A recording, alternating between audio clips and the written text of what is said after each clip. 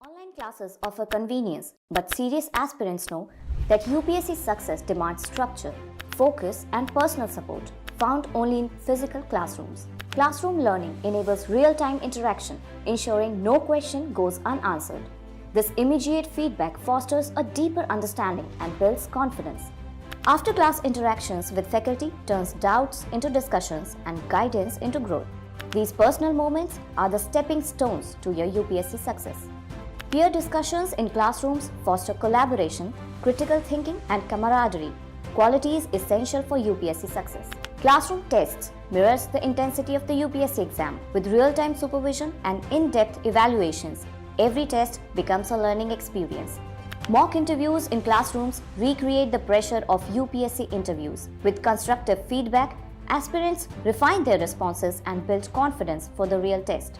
A structured environment keeps you disciplined and focused. With fixed schedules and personal accountability, classrooms ensure you stay on track. Faculty members regularly interact with their peers, ensuring students get diverse perspectives on complex subjects. This enriches the learning process and keeps the curriculum dynamic and relevant. Classrooms don't just teach, they inspire. Step into the world with confidence and turn dreams into milestones.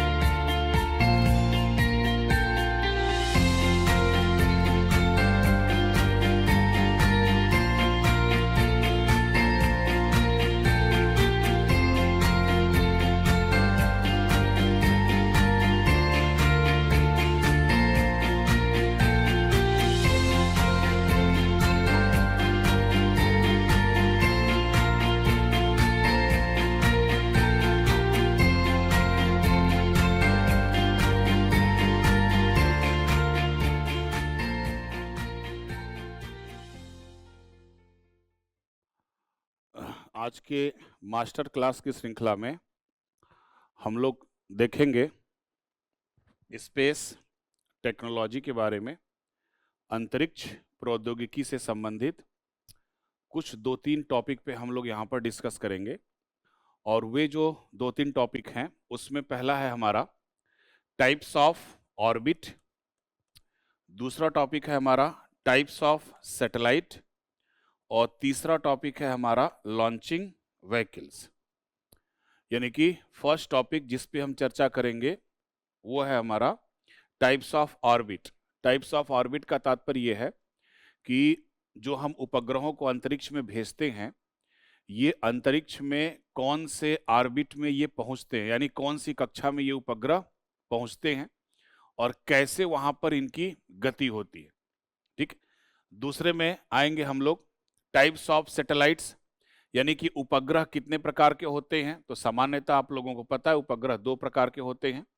एक होता है remote sensing satellite और दूसरा होता है communication satellites. तो remote sensing satellites generally किसके लिए, मौसम संबंधी और कम्युनिकेशन सैटेलाइट्स किसके लिए होता है? आपके संचार के लिए होता है।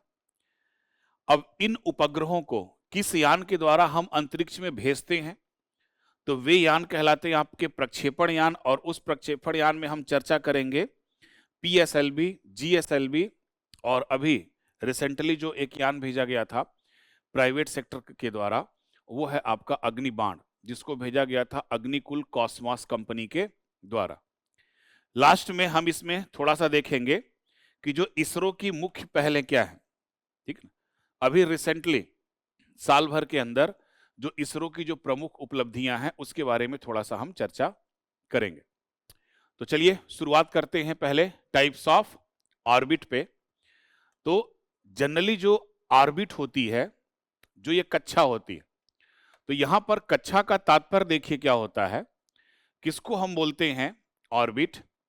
तो यहां पे कक्षा का तात्पर्य होता है क्लोज्ड एंड सर्टेन पाथ, यानी कि कोई उपग्रह एक बंद और निश्चित पाथ में जब वो परिक्रमा करता है, उसके चारों तरफ चक्कर लगाता है, तब हम उसको बोलते हैं कक्षा।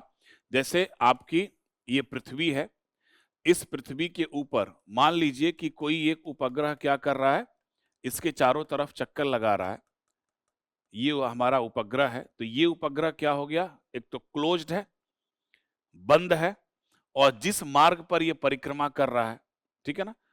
तो जो कक्षाएं होती हैं, ये कक्षाएं क्लोज्ड एवं सर्टेन पाथ होती हैं, और इसी क्लोज एवं सर्टेन पाथ पर उपग्रह जो होते हैं वह किसी ग्रह के चारों तरफ चक्कर लगाते हैं। इसी को हम बोलते हैं उपग्रह की कक्षा। अगर आप इसको मान लीजिए ये अर्थ है और ये हमारा मून है, तो आपको पता है कि मून चारों तरफ क्या कर रहा है, पृथ्वी के चक्कर लगा रहा है। तो ये जो पृथ्वी के चारों तरफ चक्कर लगा रहा है, एक ये निश्चित पाथ में क्या कर रहा है, चल रहा है, और एक बंद परिपथ में घूम रहा है। तो कोई भी उपग्रह जब किसी बंद और निश्चित पाथ पर ग्रह के चारों तरफ परिक्रमा करता है, तो वही उसका बंद और निश्चित पथ जो होता है वो क्या कहलाता है, उसकी कक्षा कहलाती है। और जो ऑर्बिट होती हैं, जो कक्षा होती है, तो किसी भी उपग्रह की जो कक्षा होती है यह दो प्रकार से होती है। पहले को हम बोलते हैं on the basis of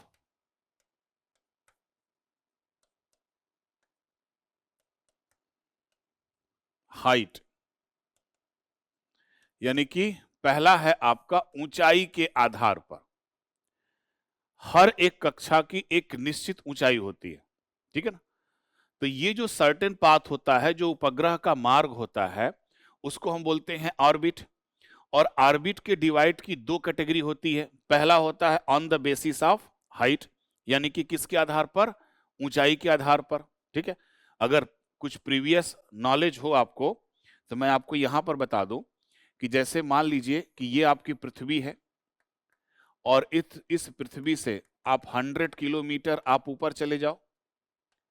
100 kilometre ऊपर माना जाता है, पृथ्वी के ऊपर 100 किलोमीटर एक काल्पनिक रेखा है, और उस काल्पनिक रेखा का नाम है कैरमन लाइन। कैरमन लाइन। तो कोई भी उपग्रह जब स्थापित किया जाता है तो वह कैमरन लाइन के ऊपर ही स्थापित किया जाता है। कोई भी उपग्रह कैरमन लाइन के नीचे स्थापित नहीं किया जाता। तो ये कोई भी उपग्रह कैरमन लाइन के ऊपर एक निश्चित पाथ में क्या करता है, परिक्रमा करता है। तो यहां पर जो हम बात कर रहे हैं on the basis of height, तो ये हाइट जब भी होगी कहां होगी, कैरमन लाइन के ऊपर होगी। तो इस on the basis of path के आधार पर ये कई प्रकार के होते हैं। पहले को हम बोलते हैं near earth orbit. Near earth orbit का मतलब होता है पृथ्वी की सबसे नजदीक की कक्षा। और इस नियर अर्थ ऑर्बिट की जो रेंज है वह लगभग है आपके 400 से लेकर 600 किलोमीटर के बीच में। ये दूरी चेंज होती रहती है, इस दूरी को 100% ना माना जाए कि ये फिक्स होती। तो नियर अर्थ ऑर्बिट का जो रेंज है वो आपका कितना है, 400 से 600 किलोमीटर के बीच में है। दूसरा है आपका लो earth orbit. Low earth orbit थोड़ा सा इसके ऊपर। लो अर्थ ऑर्बिट का रेंज है आपका 900 से 2000 किलोमीटर। तो ये रेंज है किसका? आपका लो अर्थ ऑर्बिट का। तीसरी कैटेगरी है आपकी medium earth orbit. Medium earth orbit का रेंज है आपका 2000 से लेकर 20,000 किलोमीटर। तो 2000 से 20,000 किलोमीटर की जो रेंज है उसको हम बोलते हैं मीडियम अर्थ ऑर्बिट। चौथी कैटेगरी है आपकी हायर अर्थ ऑर्बिट। और ये जो हायर अर्थ ऑर्बिट की रेंज है यह नियर अबाउट कितनी है आपकी? 36,000 किलोमीटर। ठीक है। जितने भी उपग्रह हम लोग लॉन्च करते हैं, चाहे वो मौसम संबंधी उपग्रह हो, चाहे वो आपका संचार उपग्रह हो, सभी उपग्रह जो हैं near about low earth orbit या उससे ऊपर लॉन्च की जाते हैं। नियर अर्थ ऑर्बिट में एक ही चीज है और वो है आपका इंटरनेशनल स्पेस स्टेशन, ISS। तो नॉर्मली जितने उपग्रह होते हैं ये सभी उपग्रह या तो लो अर्थ ऑर्बिट में होते हैं या तो लो अर्थ ऑर्बिट के ऊपर होते हैं। नियर अर्थ ऑर्बिट में हमारा इंटरनेशनल स्पेस स्टेशन अवेलेबल है। निचली कक्षा में हम उपग्रह को इसलिए नहीं स्थापित करते हैं कि निचली कक्षा में अगर कोई उपग्रह स्थापित होता है तो उस पर ग्रेविटी का असर ज्यादा होता है, और ग्रेविटी के असर ज्यादा होने से उसके अंदर विचलन आने की संभावनाएं ज्यादा होती हैं, यानी उसमें टूट फूट या उसके खराब होने की संभावनाएं ज्यादा हो जाती हैं। और इसी वजह से निचले ऑर्बिट में जो उपग्रह होते हैं इनकी आयु भी जो होती है वो नॉर्मली 7 वर्ष के आसपास होती है। ठीक है। तो इसी वजह से मैक्सिमम उपग्रह जितने भी लॉन्च किए जाते हैं वो आपके लो अर्थ ऑर्बिट या तो फिर उसके ऊपर के ऑर्बिट में स्थापित किए जाते हैं। तो ये पहली कैटेगरी है on the basis of height, यानी कि ऊंचाई के आधार पर कक्षा का निर्धारण। दूसरा है आपका कि मान लो कि ये 600 या 700 किलोमीटर के ऊपर मान लो ये पहुंच गया उपग्रह। अब ये 700 किलोमीटर के ऊपर जब पहुंचेगा तो ये कैसे चक्कर लगाएगा? क्या वो पोल के चारों तरफ चक्कर लगाएगा, कि क्या वो इक्वेटर के चारों तरफ चक्कर लगाएगा, या वो पोल से थोड़ा सा बियॉन्ड चक्कर लगाएगा, या वो इक्वेटर के बियॉन्ड थोड़ा सा चक्कर लगाएगा? तो इस वजह से एक तो है आपका बेस्ड ऑन हाइट, और जो दूसरा इसमें है वो है आपका based on path. Based on path यानी किसके आधार पर? मार्ग के आधार पर। किस मार्ग में ये उपग्रह चक्कर लगाएंगे। तो बेस्ड ऑन पाथ को अगर देखा जाए तो ये कई प्रकार के हैं। उसमें से एक को हम बोलते हैं पोलर ऑर्बिट, दूसरे को हम बोलते हैं सन सिंक्रोनस ऑर्बिट,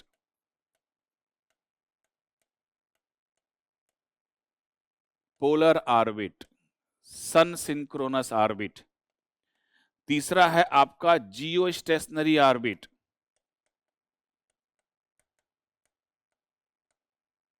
जियो स्टेशनरी ऑर्बिट।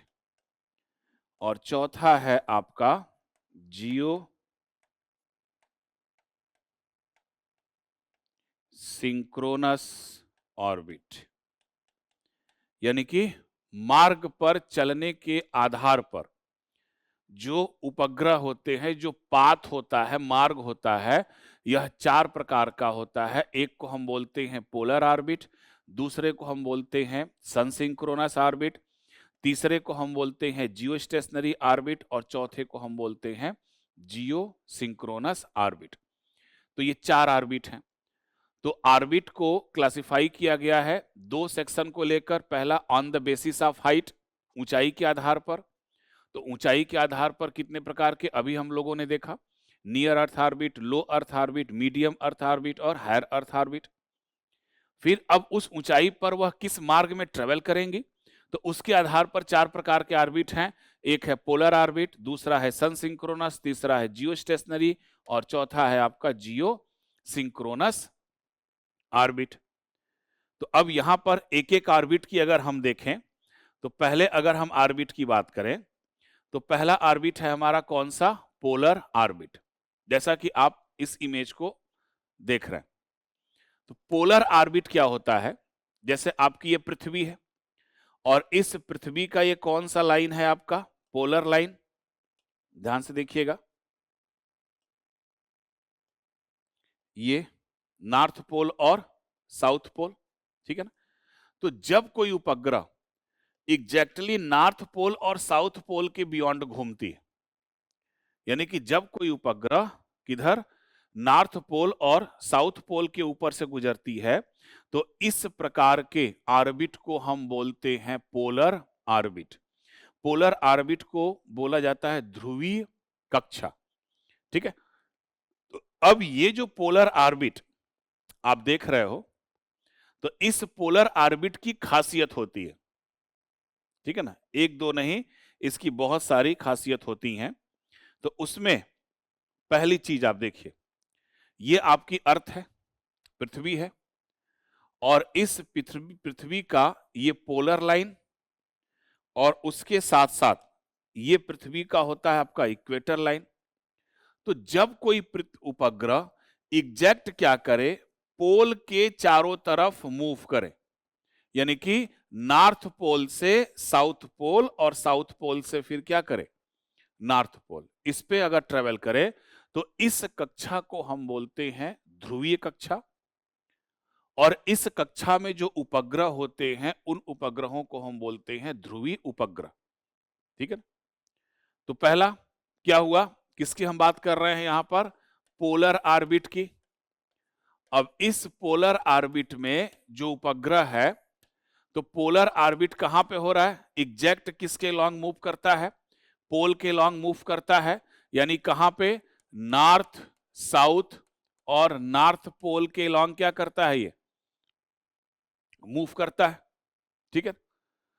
दूसरी चीज कि इस कक्षा में जो स्थापित उपग्रह है, उन उपग्रह का जो झुकाव कोण होता है वह 90 डिग्री होता है। झुकाव कोण हमेशा किससे नापा जाता है? एक्सिस से। अब मान लीजिए ये उपग्रह ऐसे ट्रेवल कर रहा है, तो देखिए ये एक्सिस के साथ कितनी डिग्री कोण बनाते हैं? 90 डिग्री। तो इन उपग्रहों का झुकाव कोण कितना है? 90 डिग्री। अगर हम कक्षीय ऊंचाई देखें कि आखिर ये कितनी ऊंचाई पर स्थापित है, तो ये 400 से 600 किलोमीटर, या आप चले जाओ कितना, लगभग 900 किलोमीटर। रेंज थोड़ा बढ़ भी सकती है। नॉर्मल जो ऊंचाई है इनकी 400 से कितनी है? 900 किलोमीटर। अब इतनी ऊंचाई पर ये उपग्रह इस पूरे पोल का एक चक्कर लगा लेते हैं, और वह चक्कर लगाने का टाइम कितना है? लगभग 90 मिनट। यानी पूरा पोल का एक चक्कर लगाने में इन उपग्रहों को जो समय लगता है, वह समय होता है आपका 90 मिनट।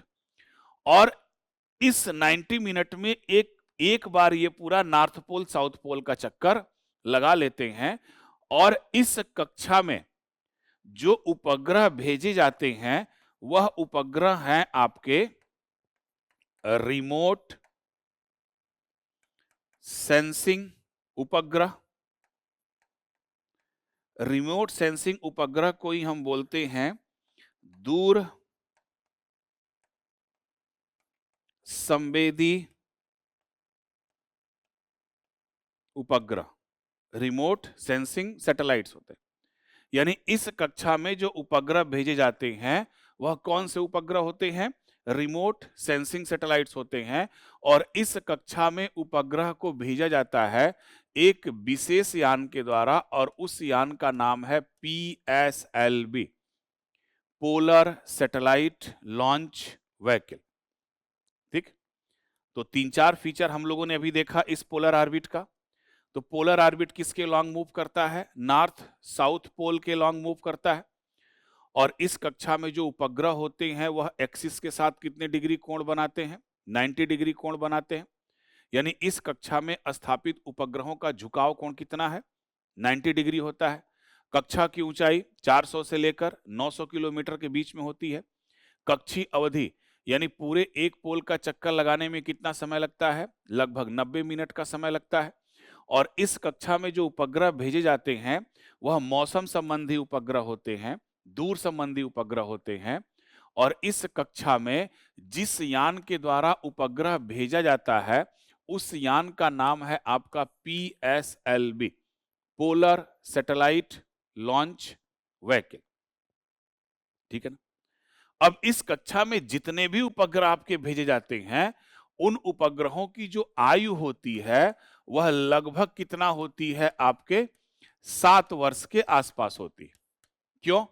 क्योंकि ये इन पर पृथ्वी की ग्रेविटी का सीधा असर होता है, जिसके कारण इनके उपकरणों के खराब होने की संभावना ज्यादा होती है। तो हम ये भी कह सकते हैं कि अगर इस कक्षा में ज्यादा उपग्रह भेजे जाएंगे तो जल्दी खराब होंगे, तो इसका मतलब कि इसी कक्षा में अंतरिक्ष कचरे से संबंधित समस्या भी अधिक पाई जाएगी। भारत द्वारा इस कक्षा में उपग्रहों को भेजने की शुरुआत की गई थी 1988 से, और इस 1988 से जब शुरुआत की गई इस कक्षा में उपग्रह को भेजने की, और इस कक्षा में जो उपग्रह भेजे गए हैं उसमें कई प्रकार के उपग्रह हैं, जैसे आपका IRS, first A, first B, first सी। ठीक है, इसके अलावा ओशियन सैट भेजा गया है जो कि बादलों के अध्ययन के लिए है। IRS first A, Indian regional satellite इसको बोलते हैं, फर्स्ट ए, सेकेंड ए। ठीक है ना। तो IRS फर्स्ट ए का इस्तेमाल होता है मानचित्र से जुड़े कार्यों के लिए। फिर उसके बाद आई स्टेज उपग्रह भेजा गया था जलवायु परिवर्तन के कारकों के अध्ययन के लिए। ठीक है। रिसोर्स सेट भेजा गया था वर्षा एवं मौसम के पूर्वानुमान के लिए। तो इस कक्षा में कई मौसम संबंधी उपग्रहों को भेजा गया है। अब ये जो मौसम उपग्रह हैं, जैसे मान लीजिए कि यहाँ पर मौसम उपग्रह मूव कर रहा है, तो अब ये मौसम उपग्रह जब इस कक्षा में मूव करते हैं तो मूव करने के दौरान क्या करते हैं, ये पृथ्वी का इमेज लेते हैं, पृथ्वी का चित्र लेते हैं, और इस पृथ्वी के इमेज को धरती पर जो रिमोट सेंसिंग सेंटर होते हैं वहां भेजा जाता है। वहां पर इन चित्रों का विश्लेषण किया जाता है, और फिर विश्लेषण करने के बाद इन्हीं जो विश्लेषण किए हुए चित्र हैं उनको भुवन नामक पोर्टल पर उपलब्ध करा दिया जाता है। भुवन नामक पोर्टल पर उपलब्ध करा दिया जाता है, और फिर उसके बाद ये जानकारियां सबको दी जाती। तो कहने का तात्पर्य यह है कि अंतरिक्ष से प्राप्त चित्रों का जो विश्लेषण होता है वह भुवन नामक पोर्टल पे होता है, जो देश भर में स्थापित नेशनल रिमोट सेंसिंग सेंटर पर अवेलेबल होता है। ठीक है। तो ये सब चीजें किसके अंतर्गत, हमारे पोलर ऑर्बिट के। ठीक है ना। तो पोलर ऑर्बिट कहां पर किसके लॉन्ग मूव कर रहा है, नॉर्थ पोल और साउथ पोल के लॉन्ग मूव कर रहा है। यहां पर एक चीज और देखिए, इसको हम नॉर्मली रे डायग्राम से हम बताते हैं। जैसे मान लीजिए ये आपका अर्थ है और ये है आपका नॉर्थ पोल और साउथ पोल। तो कोई उपग्रह किधर मूव कर रहा है, नॉर्थ पोल और साउथ पोल, तो ये एग्जैक्ट एक्सिस के साथ देखिए कितने डिग्री कोण बना रहा है, नियर अबाउट 90 डिग्री। लेकिन मान लीजिए कि अगर कोई उपग्रह यहां पर स्थापित हो जाए, अब इसका मूवमेंट कैसा है, थोड़ा सा नॉर्थ पोल साउथ पोल से अलग, या मान लीजिए इस उपग्रह को यहां स्थापित कर दें तो अब इनका मूवमेंट कैसे हो जाएगा, ऐसे। तो इसको ध्यान से देखिए, ये 90 डिग्री से कम है, लेकिन ये क्या है, 90 डिग्री से ज्यादा है। और ये 90 डिग्री से कम और ज्यादा का जो अंतर होता है वो नियर अबाउट 5 से 10 डिग्री के आसपास होता है।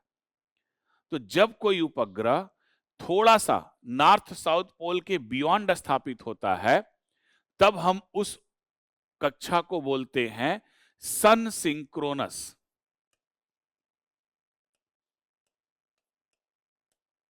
सन सिंक्रोनस ऑर्बिट। सन सिंक्रोनस ऑर्बिट का मतलब है सूर्य तुल्यांकी कक्षा। मतलब ये जो उपग्रह होते हैं ये सूर्य के सापेक्ष क्या होते हैं, जनरली ये सूर्य के सापेक्ष होते हैं, सूर्य तुल्यांकी होता है। मतलब कि ये उपग्रह पृथ्वी के उन्हीं हिस्सों को कवर करते हैं, मॉनिटर करते हैं जहां पर सूर्य का प्रकाश पहुंचता है। तो ऐसे उपग्रह को हम बोलते हैं सूर्य तुल्यांकी उपग्रह, और ऐसी कक्षा को हम बोलते हैं सूर्य तुल्यांकी कक्षा। जैसे मान लीजिए ये देखिए, यहां पे ध्यान से देखिएगा, सन सिंक्रोनस ऑर्बिट।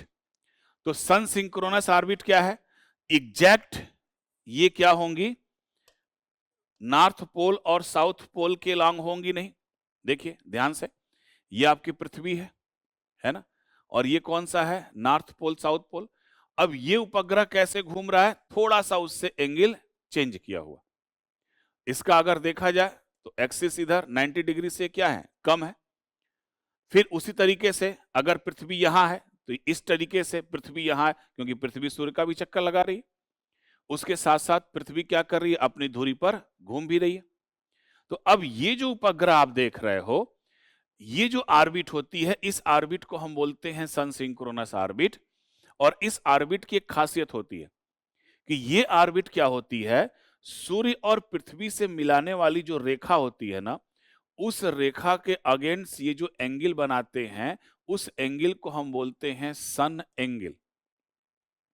यानी एक रेखा जो सूर्य और पृथ्वी से क्या कर रही है, मिला रही है, उससे ये जो ऑर्बिट एंगल बनाते हैं, उस एंगल को हम बोलते हैं सन एंगल। तो मतलब इसका क्या होता है कि मान लीजिए कि इस स्थान पर आपका भारत है, मान लीजिए, ठीक है ना। अब ये जो सन सिंक्रोनस ऑर्बिट है, इस भारत के ऊपर से क्या कर रही है, गुजर रही है, ठीक है। तो अब जब ये भारत के ऊपर से ये गुजरेगी, तो ठीक उसी समय गुजरेगी जिस समय सूर्य और पृथ्वी की जो मिलाने वाली रेखा है, उसके लिए जो एंगल बना है। तो मान लीजिए कि आज 3 डिग्री एंगल पर ये गुजर रही है, तो कल जब भी गुजरेगी ये उपग्रह भारत के ऊपर से, तो 3 डिग्री ही होगा, ठीक है। तो तात्पर्य इसका क्या है कि सन सिंक्रोनस ऑर्बिट में जो उपग्रह होते हैं, ये उपग्रह हमेशा सूर्य के प्रकाश का सामना करते हैं, और ये पृथ्वी के उन्हीं हिस्सों को मॉनिटरिंग करते हैं जहां पर सूर्य का प्रकाश पहुंचता है। यानी कि ये उपग्रह सूर्य की स्थिति बदलने के साथ साथ अपनी स्थिति को भी क्या करते रहते हैं, बदलते रहते हैं।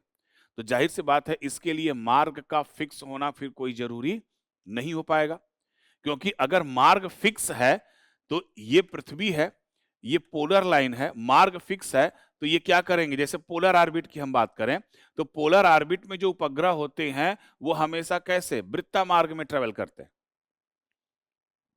एक समान वृत्तीय गति के रूप में मूव करते हैं। लेकिन अगर हम सन सिंक्रोनस को देखा जाए, तो ये सन सिंक्रोनस कभी पृथ्वी के दूर होंगे और कभी पृथ्वी के नजदीक होंगे। यानी कि जो सन सिंक्रोनस ऑर्बिट के उपग्रह होते हैं, ये सूर्य की स्थिति के बदलने के साथ साथ अपनी भी स्थिति को क्या करते रहते हैं, बदलते रहते हैं। बाकी सारे जो गुण होते हैं वो पोलर ऑर्बिट वाले ही होते हैं। इनका भी झुकाव कोण क्या होता है, 90 डिग्री तो नहीं होता है, लेकिन 90 डिग्री के आसपास होता है। कक्षीय ऊंचाई ध्रुवीय कक्षा के ही आसपास होती है, ठीक है ना। तीसरी चीज, अब इनके अंदर जो आपका डिस्टेंस है, दूरी है, वो लगभग पोलर ऑर्बिट के बराबर है। इस कक्षा में भी उपग्रह को किस यान के द्वारा, PSLV के या द्वारा भेजा जाता है। और इस कक्षा में भी कौन से उपग्रह भेजे जाते हैं, मौसम संबंधी उपग्रह ही भेजे जाते हैं। तो दोनों ऑर्बिट लगभग लगभग क्या है, आपके सेम हैं।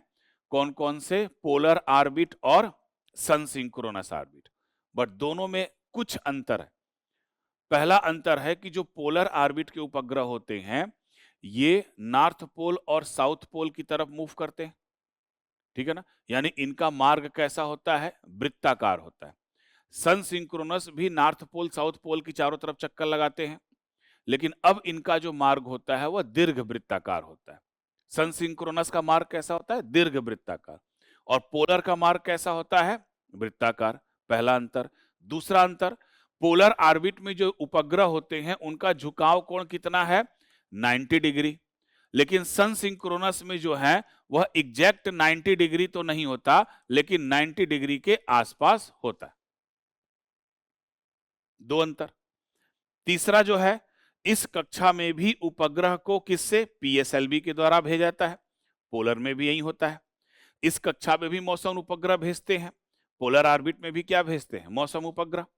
इस कक्षा में भी उपग्रह की आयु लगभग 7 साल, और पोलर ऑर्बिट में भी उपग्रहों की आयु लगभग कितना, 7 साल। अंतरिक्ष कचरे की समस्या इस कक्षा में भी है, अंतरिक्ष कचरे की समस्या पोलर ऑर्बिट में भी है, ठीक है ना। बट ध्रुवीय कक्षा का जो उपग्रह होता है वह सूर्य की स्थिति के बदलने के साथ नहीं बदलता है, लेकिन जो सन सिंक्रोनस ऑर्बिट का जो उपग्रह होता है ये सूर्य की स्थिति के बदलने के साथ अपनी स्थिति को बदलते रहते हैं। ये अंतर है आपके सन सिंक्रोनस ऑर्बिट में। इसके बाद तीसरी ऑर्बिट है जिसको हम बोलते हैं जियो स्टेशनरी ऑर्बिट, और ये आप लोगों की परिचित ऑर्बिट है ना। अब जो जियो स्टेशनरी ऑर्बिट होती है ये एक हायर अर्थ ऑर्बिट होती है, ठीक है ना। जियो स्टेशनरी जिसको हम बोलते हैं भू स्थैतिक कक्षा। तो भू स्थैतिक का मतलब समझ लीजिएगा, भू का मतलब पृथ्वी और स्थैतिक का मतलब होता है स्थिर, यानी कि ऐसी कक्षा जो पृथ्वी के सापेक्ष क्या हो, स्थिर प्रतीत होती हो, उसी को हम बोलते हैं भू स्थैतिक कक्षा। अब ये जो कक्षा है आपकी, जैसे मान लीजिए यहां पे आपकी पृथ्वी है। अब इस पृथ्वी से भूमध्य रेखा से कितना दूर जाओगे, 36,000 किलोमीटर। तो जब कोई उपग्रह बिल्कुल किस पे ट्रेवल करे, इक्वेटर के लॉन्ग ट्रेवल करे, ठीक है ना। किसके लॉन्ग, इक्वेटर के लॉन्ग, केवल भूमध्य रेखा के लॉन्ग ट्रेवल करे। जैसे मान लीजिए कि हमारे हाथ में माउस है ना। अब माउस है तो ये इसका नॉर्थ पोल और इसका ये साउथ पोल। तो मान लीजिए कि यहां पर एक उपग्रह है। अब ये उपग्रह नॉर्थ पोल और साउथ पोल की तरफ मूव कर रही, तो ये ऑर्बिट कौन सी हो गई, पोलर ऑर्बिट। लेकिन इस धरती का ये क्या है, इक्वेटर है, भूमध्य रेखा है। अगर इस भूमध्य रेखा यहां पर अगर हम कोई उपग्रह स्थापित कर दें, अब ये उपग्रह कहां ट्रेवल कर रही है, देखो भूमध्य रेखा के चारों तरफ, ठीक है ना। तो अब इधर भी भूमध्य रेखा, ये भी है, ये भी है और ये भी है। तो अगर कोई उपग्रह इसके चारों तरफ चक्कर लगाए तो ये कौन सा, जियो स्टेशनरी, यानी ये किसके चारों तरफ चक्कर लगा रही है, भूमध्य रेखा के चारों तरफ चक्कर लगा रही है। कितनी दूर पर लगा रही है, 36,000 किलोमीटर पे। अगर पूछा जाए कि इसका इसके एक्सिस से झुकाव कोण कितना है, ये तो भूमध्य रेखा है ना, तो भूमध्य रेखा ही तो पूरी एक्सिस है, और कोई उपग्रह इसी रेखा पे रखा हुआ है तो कितने डिग्री कोण हो गया, 0 डिग्री, है ना। तो अगर हम इसके फीचर को चलें जियो स्टेशनरी ऑर्बिट में, तो इस कक्षा का झुकाव कोण कितना है, 0 डिग्री, और इस कक्षा की ऊंचाई कितनी है, 36,000 किलोमीटर के आसपास। और इस कक्षा में जो उपग्रह भेजे जाते हैं वह कौन से उपग्रह हैं, संचार उपग्रह हैं। और इस कक्षा में जो उपग्रह भेजे जाते हैं वह कौन सी यान द्वारा भेजे जाते हैं, GSLV। और GSLV को हम बोलते हैं जियो सिंक्रोनस लॉन्च व्हीकल, या फिर इसको हम बोलते हैं जियो स्टेशनरी लॉन्च व्हीकल। अब चौथी चीज, अब इस कक्षा में जो उपग्रह होते हैं उन उपग्रह की जो आयु होती है वह लगभग कितने साल होती है, 15 साल के आसपास होती है, ठीक है ना। और ये मत समझिएगा कि केवल संचार, एक्चुअली मैक्सिमम संचार के ही हैं, इसके अलावा यहाँ पर नौवहन यानी नेविगेशन के भी कुछ उपग्रह भेजे जाते हैं और कुछ मौसम संबंधी उपग्रह भी भेजे जाते हैं। भाई अंतरिक्ष के मौसम का हाल जानना होगा तो उसको हम कहाँ भेज देंगे, जियो स्टेशनरी में। और पृथ्वी के मौसम का हाल जानना होगा तो कहाँ भेजेंगे, मीडियम अर्थ ऑर्बिट या फिर हायर लो अर्थ ऑर्बिट, ठीक है। अब इस कक्षा में जो उपग्रह की आयु होती है वह कितनी होती है, लगभग 15 साल के आसपास होती है। और क्यों 15 साल लग जाता है, इनकी आयु ज्यादा क्यों होती है, जबकि पोलर जो कक्षा होती है उस पोलर कक्षा में उपग्रह की आयु कितने 7 साल के आसपास होती है।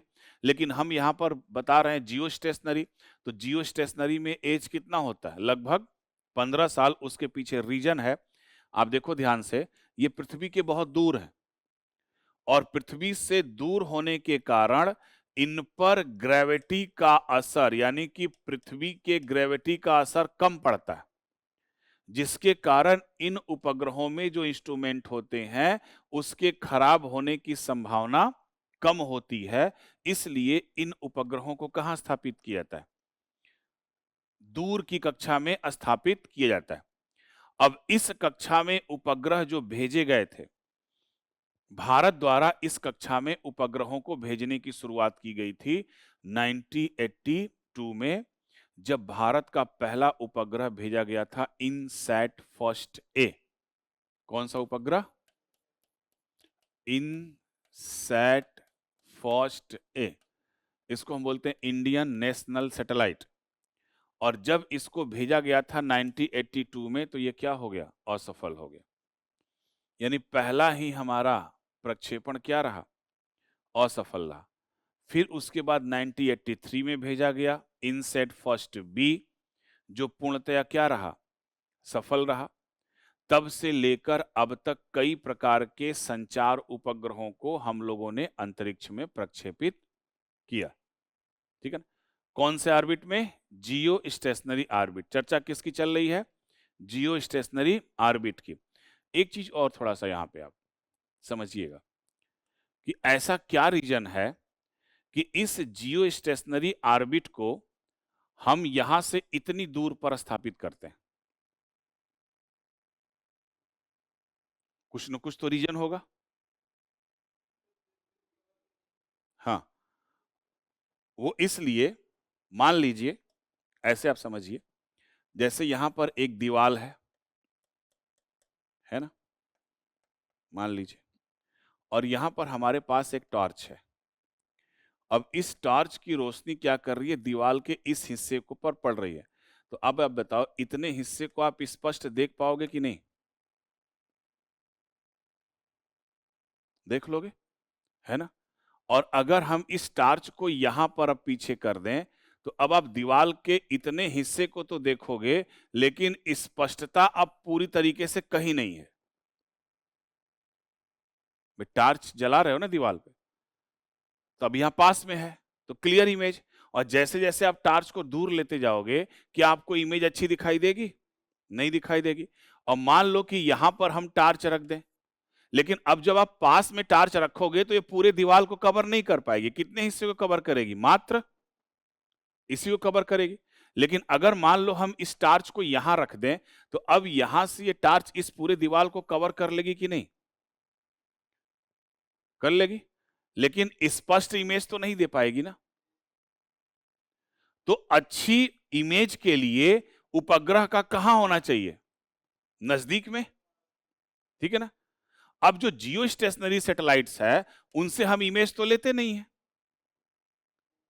इमेज तो लेते नहीं है। अब सिर्फ क्या होता है, कम्युनिकेशन होता है।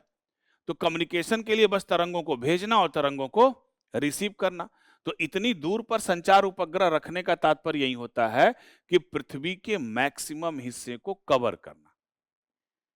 इसीलिए जो जियो स्टेशनरी सैटेलाइट्स होते हैं वह कहां स्थापित होते हैं, पृथ्वी से दूर, ठीक है ना। अब जो जियो स्टेशनरी अगर उपग्रह देखा जाए, तो इस कक्षा में स्थापित 3 जो उपग्रह हैं, इन 3 उपग्रह से हम क्या कर सकते हैं, पूरे पृथ्वी को कवर कर सकते हैं। यानी एक उपग्रह जो होता है वह सामान्यतः पृथ्वी के 1/3 भाग को क्या करता है, कवर करता है।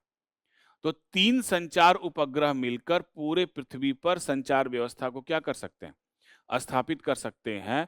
हाँ, बट प्रॉब्लम ये होगी, लेटेंसी बढ़ जाएगी, स्पष्टता सही नहीं रहेगी, लेकिन कवर कर सकते हैं पूरे पृथ्वी को। इसी सब कारणों से जो कम्युनिकेशन सैटेलाइट्स होता है वह पृथ्वी के कहां स्थापित होता है, दूर स्थापित होता है। तो अभी आप लोगों ने देखा कि जो सर्कुलेशन, जो मार्ग में, अच्छा इसी को देखिए, जो जियो स्टेशनरी मार्ग में जो घूम रहा है, अब ये बताओ इसका मार्ग कैसा है, वृत्ताकार है या दीर्घ वृत्ताकार? वृत्ताकार, दीर्घ वृत्ताकार नहीं है। आप ध्यान से देखो ना, जितना डिस्टेंस यहां है उतने ही डिस्टेंस वहां पे है ना, चारों तरफ एक निश्चित पाथ में, वृत्ताकार पाथ में। तो जियो स्टेशनरी ऑर्बिट में जो भी सैटेलाइट्स आपके मूव करते हैं, उनके मूव करने का मार्ग कैसा होता है? सर्कुलर, मतलब कैसा? वृत्ताकार होता है। ठीक है, ध्यान देना, एंगल ऑफ इंक्लिनेशन कितना है? 0 डिग्री। भाई इसी रेखा पे तो उपग्रह है ना। ठीक, अब इससे बियॉन्ड थोड़ा सा एक और उपग्रह, एक और ऑर्बिट है, और वो ऑर्बिट क्या है? मान लो ये तो 0 डिग्री पे है, अगर कोई उपग्रह यहां पर हम स्थापित कर दें तो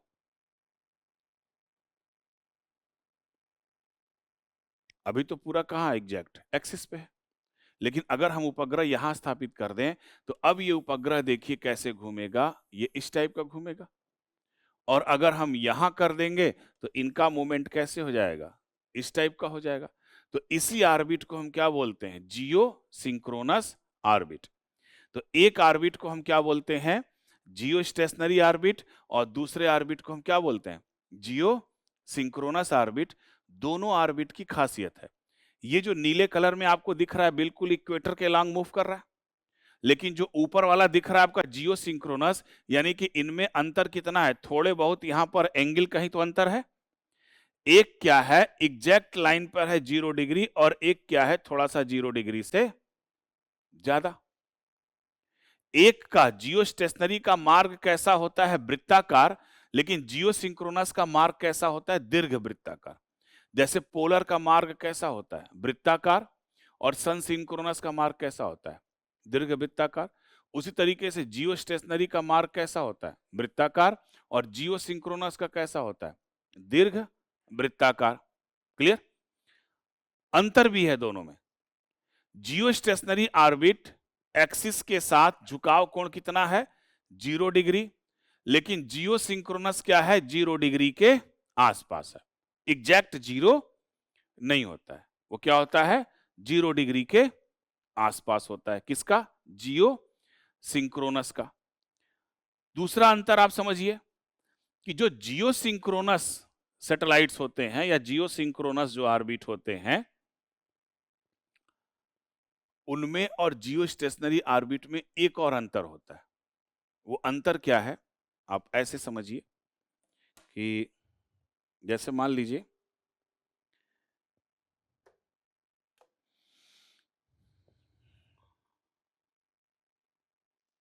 ग्लोब नहीं है ना यहाँ पे, जैसे मान लीजिए कि ये पर्स हमारा पृथ्वी है, ठीक है ना, और ये उपग्रह। अब इस पृथ्वी ये कौन सा होगा? भूमध्य रेखा। और यहाँ पे हमने क्या कर दिया? उपग्रह स्थापित कर दिया, ठीक है ना। कितनी दूर पर है? 36,000 किलोमीटर दूर पर है। एग्जैक्ट कहाँ पर है? भूमध्य रेखा पर है। अब ये उपग्रह क्या करेगा? ऐसे घूमेगा भूमध्य रेखा के चारों तरफ। अब ये पृथ्वी भी क्या कर रही है? अपने एक्सिस पे घूम रही है ना। तो जब पृथ्वी अपने एक्सिस पे घूम रही है तो ये उपग्रह क्या करेगा? जितनी तेजी से पृथ्वी घूम रही है उतनी तेजी से ये भी घूम रहा है ना।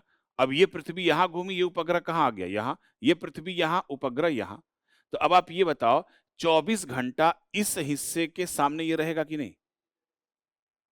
रहेगा ना, इसीलिए इसको बोलते हैं भू स्थिर।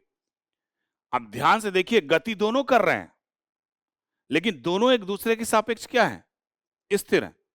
तो यही कहा जाता है कि ये जो ऑर्बिट होती है, कौन सी? जियो स्टेशनरी ऑर्बिट में जो उपग्रह मूव करते हैं वह पृथ्वी के सापेक्ष हमेशा क्या होते हैं? स्थिर प्रतीत होते हैं। कैसे स्थिर प्रतीत होते हैं? जैसे मान लीजिए कि यहां पर आपका ये जियो स्टेशनरी ऑर्बिट है, और ये उपग्रह क्या कर रहा है? तो जितनी तेजी से आपकी ये पृथ्वी मूव कर रही है उतनी ही तेजी से क्या कर रहा है? ये भी मूव कर रहा है। तो ये सैटेलाइट्स का ये हिस्सा अगर पृथ्वी के इस हिस्से को कवर कर रहा है, तो अब आप ये बताओ कि क्या इसको 24 घंटे ये कवर करेगा कि नहीं? करता रहेगा ना। और यही दशा क्या बताती है कि जियो स्टेशनरी ऑर्बिट में जो उपग्रह होते हैं यह पृथ्वी के समान स्थिर प्रतीत होते हैं। गतिमान दोनों हैं, लेकिन पृथ्वी के समान कैसे प्रतीत होते हैं? स्थिर प्रतीत होते हैं। और यह जो स्थिति होती है वह संचार के लिए बहुत अच्छी स्थिति मानी जाती है। इसीलिए जितने भी उपग्रह होते हैं, संचार वाले जितने भी उपग्रह होते हैं, सभी संचार उपग्रहों को जियो स्टेशनरी कक्षा में भेजा जाता है। अब उससे हम थोड़ा सा एंगल चेंज कर दें, और जब थोड़ा सा एंगल चेंज कर देंगे तो अब वो कक्षा क्या कहलाएगी? जियो सिंक्रोनस ऑर्बिट। तो जियो सिंक्रोनस और जियो स्टेशनरी ऑर्बिट में थोड़ा सा डिफरेंस है। थोड़ा सा डिफरेंस क्या है? जियो स्टेशनरी ऑर्बिट का जो परिक्रमण काल होता है वो 24 घंटे होता है। कितना होता है? 24 घंटे। तो जैसे पृथ्वी अपने एक्सिस पर घूमने में कितना समय लगाती है? 24 घंटे। उसी तरीके से ये भी उपग्रह क्या करता है? 24 घंटे में पूरा चक्कर लगा लेता है। ठीक है ना? और हमेशा पृथ्वी के सामने क्या होगा? स्थिर होगा हमेशा। तो जैसे जैसे पृथ्वी का मूवमेंट होगा वैसे वैसे इस सैटेलाइट्स का भी मूवमेंट होता रहेगा। जितनी गति एक्सिस पर घूमने पर पृथ्वी की है उतनी ही गति आपकी क्या है? इस उपग्रह की है। यानी कि जो भूस्थैतिक कक्षा है, जो जियो स्टेशनरी ऑर्बिट है, उस जियो स्टेशनरी ऑर्बिट में जो उपग्रह होते हैं ये 24 घंटे पृथ्वी के समान कैसे होते हैं? स्थिर प्रतीत होते हैं। हो गया। अब जियो सिंक्रोनस पे आ जाओ। जियो सिंक्रोनस में क्या होता है? ये हमेशा 24 घंटे पृथ्वी के समान स्थिर नहीं रहते, चक्कर लगाते हैं, लेकिन 24 घंटे में लौटकर उसी पॉइंट पर आते हैं। जियो स्टेशनरी 24 घंटे पृथ्वी के सामने रहता है, लेकिन जो जियो सिंक्रोनस होता है लौटकर 24 घंटे में उसी पॉइंट पर आता है। मान लीजिए कि आज हमने इस उपग्रह को कितने बजे देखा? अगर आज हम इस उपग्रह को 12 बजे दोपहर में देख रहे हैं तो अब ये बाकी टाइम नहीं दिखेगा आपको, कल 12 बजे दोपहर में ही ये दिखेगा। तो ये अंतर है आपका जियो स्टेशनरी और जियो सिंक्रोनस में। दोनों ऑर्बिट में संचार उपग्रह भेजे जाते हैं और दोनों कक्षा में जो उपग्रह भेजे जाते हैं वह किस यान के द्वारा? GSLV यान के द्वारा भेजा जाता है। ठीक है ना? जियो स्टेशनरी लॉन्च व्हीकल या फिर जियो सिंक्रोनस लॉन्च व्हीकल। और इस कक्षा में जो उपग्रह भेजे जाते हैं वो कौन से आपके? कौन से? संचार उपग्रह, नेविगेशन सैटेलाइट्स और फिर कुछ मौसम संबंधी उपग्रह भी भेजे जाते हैं। ये कक्षाएं जो जियो सिंक्रोनस है पृथ्वी के सापेक्ष स्थिर प्रतीत नहीं होती हैं, लेकिन 24 घंटे के बाद उसी पॉइंट पर ये लौटकर आती।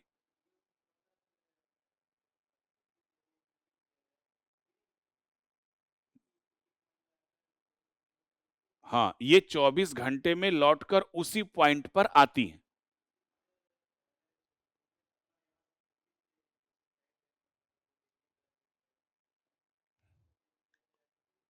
नहीं नहीं, मैं आपको अपने देखने की हम बात कर रहे हैं।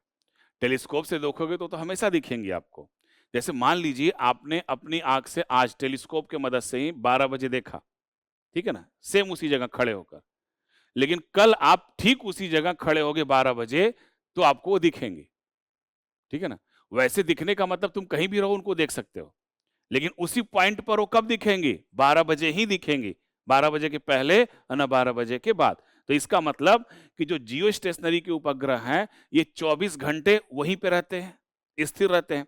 लेकिन जियो सिंक्रोनस क्या होते हैं? 24 घंटे में लौटकर उस पॉइंट पर आते हैं। क्लियर?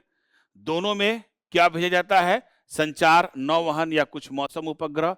और इन दोनों कक्षाओं में उपग्रहों को भेजने के लिए किसका इस्तेमाल किया जाता है? GSLV यान का इस्तेमाल किया जाता है। और इस GSLV यान का जब हम इस्तेमाल करते हैं तो इस GSLV का जो अभी आगे हम चर्चा करेंगे 3 चरणों वाला ये रॉकेट इंजन होता है। चूंकि इस कक्षा में उपग्रह पृथ्वी से क्या है? दूर है।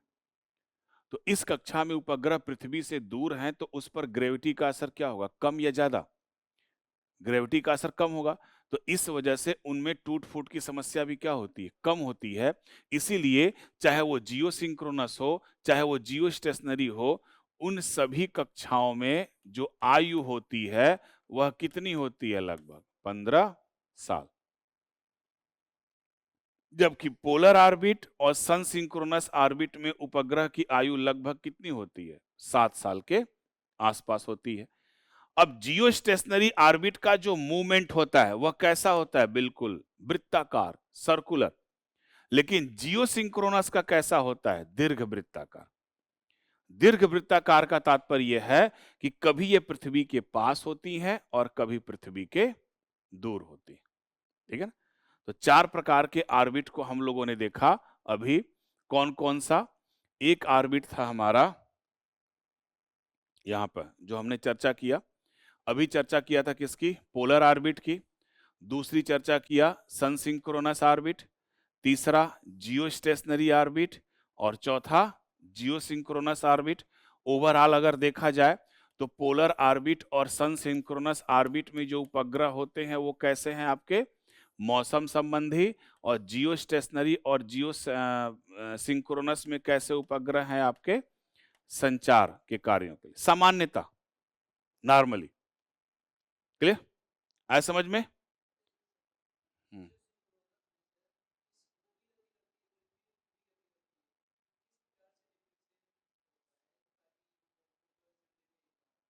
ये क्या होता है ना, इनकी गति को यहां से निर्धारित किया जाता है।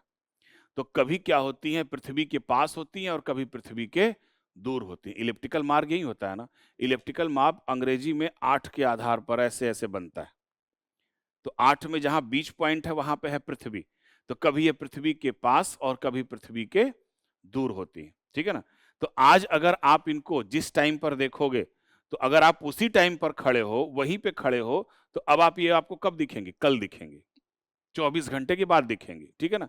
लेकिन वही जियो स्टेशनरी आपको 24 घंटे दिखती रहेंगी। ठीक है ना? तो ये 4 प्रकार के ऑर्बिट की हम लोग चर्चा किए। एक ऑर्बिट और भी है, जनरली उस ऑर्बिट को हम बोलते हैं ट्रांसफर ऑर्बिट।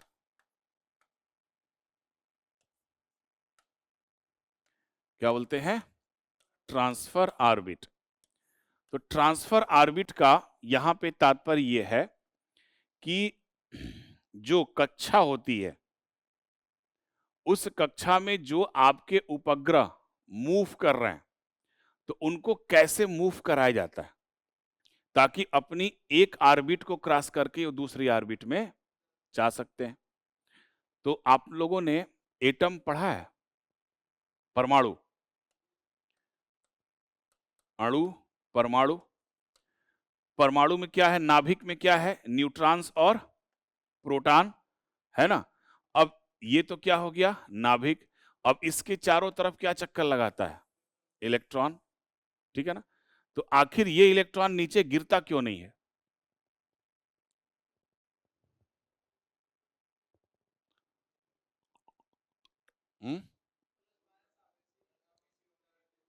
कहां प्लस माइनस आवेशित है, बताओ।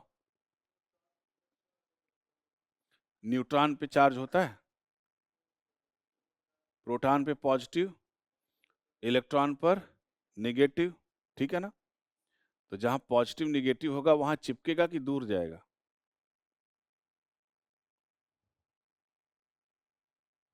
हाँ बताइए। अच्छा, चार्ज दोनों में इक्वल होगा तभी तो ऐसा होगा। अब आप देखिए, इलेक्ट्रॉन इसके चारों तरफ चक्कर लगा रहा है। अगर ये इलेक्ट्रॉन नीचे गिर जाएगा तो इस परमाणु का अस्तित्व समाप्त हो जाएगा, है ना। तो अब इसके चारों तरफ क्यों चक्कर लगाता है, यह वृत्ति गति करता है। तो एक अंदर की तरफ जो फोर्स लगता है उसको हम बोलते हैं सेंट्रीपिटल फोर्स। यानी इस इलेक्ट्रॉन के ऊपर इस नाभिक द्वारा जो अंदर की तरफ एक खिंचाव होता है उसको हम बोलते हैं सेंट्रीपिटल फोर्स। फिर इसके बराबर एक बाहर की तरफ भी फोर्स लगता है जिसको हम बोलते हैं सेंट्रीफ्यूगल फोर्स। नीचे वाले को हम बोलते हैं अभिकेंद्री और ऊपर वाले को हम बोलते हैं अपकेंद्री। ठीक है ना। जब ये दोनों फोर्स इक्वल एंड अपोजिट होंगे तो ये इलेक्ट्रॉन इसी में एक समान वृत्तीय गति करता रहेगा। जैसे बचपन में आप लोगों ने लोटा लिया होगा, आप घर जाकर ट्राई कर लेना। लोटे में या गिलास में ऐसे पानी पकड़ना और धीरे से इसको घुमाना, पानी गिर जाएगा। लेकिन अगर उसी गिलास को आप तेजी से घुमाओ तो पानी गिरेगा? नहीं गिरेगा, क्योंकि ऐसे आपने पकड़ा है और तेजी से घुमाओगे तो आपका हाथ टाइट हो जाएगा। अब ये टेंशन इस पानी गिलास के ऊपर बाहर की तरफ कौन सा फोर्स लगा रहा है? अपकेंद्रीय। और पूरा गिलास पानी अंदर की तरफ कौन लगा रही है? अभिकेंद्रीय। और दोनों अभी बराबर हैं तो पानी नहीं गिरेगा। और जैसे ही आपने हाथ रोक दिया, हाथ रोक दिया तो बाहर से नीचे वाला फोर्स क्या हो गया? ज्यादा हो गया। तो अब पानी क्या हो गया? नीचे। और चलाते चलाते अगर आपने छोड़ दिया तो चलाते चलाते छोड़ दिया तो ये कहां लग रहा है? बाहर की तरफ लग रहा है ना। तो बाहर का फोर्स अचानक छूट जाएगा। और जब अचानक छूट जाएगा तो वो कैसा गिरेगा? पैराबोला गिरेगा। वहीं पे नहीं गिरेगा। कैसा गिरेगा? परवलयाकार में जाके दूर गिरेगा। जैसे रस्सी को घुमा कर छोड़िए तो ऐसे थोड़ी जाती है, रस्सी ऐसे जाती है ना। तो कैसा है? परवलयाकार। तो ठीक उसी तरीके से मान लो ये घूम रहा है। अब कुछ मत समझो आप इसको मान लो क्या, ये जो न्यूट्रॉन्स और प्रोटॉन है ये आपकी पृथ्वी है और इसके ऊपर ये जो उपग्रह घूम रहा है, ये जो इलेक्ट्रॉन है ये क्या है? आपका उपग्रह, बस और कुछ नहीं। ये इसलिए यहां पर घूम रहा है, इसलिए नहीं गिर पा रहा है क्योंकि दोनों के बीच फोर्स क्या है? इक्वल एंड अपोजिट, क्योंकि गतिमान है और इसकी गति से ही वो फोर्स क्या हो रहा है? इसको मिल रहा है। लेकिन मान लो किसी भी तरीके से अगर हम इनकी गति को तेज कर दें तो, या मान लो इसको ऊर्जा दे दें, तो ऊर्जा दे देंगे तो अब ये अपनी ऑर्बिट को क्रॉस कर कर किसी दूसरी ऑर्बिट में जाएगा। अब इसके चारों तरफ चक्कर लगाएगा। और ऊर्जा दे दें, फिर ये अपनी ऑर्बिट को क्रॉस करके क्या करेगा? दूसरी ऑर्बिट में। और ऊर्जा दे दें, फिर ये अपनी ऑर्बिट को क्रॉस करके कहां गया? किसी दूसरे ऑर्बिट में। अब इस उपग्रह में मोटर भी लगा हुआ है, इलेक्ट्रिक मोटर भी है। अब उस मोटर को पहले तो धीमा चलाए तो सीधे सर्किल में घूम रहा है, और तेज चला देंगे तो और कहां जाएगा? ऊपर या नीचे? ऊपर। और एनर्जी देंगे कहां जाएगा? ऊपर। तो ये जो आपकी जो कक्षा है, एक कक्षा से दूसरी, दूसरी से तीसरी, तीसरी से चौथी, इसी को हम क्या बोलते हैं? एक तरीके से ट्रांसफर ऑर्बिट। क्या बोलते हैं इसको? Transfer orbit. ठीक है, आप ऐसे देख लीजिए यहां पर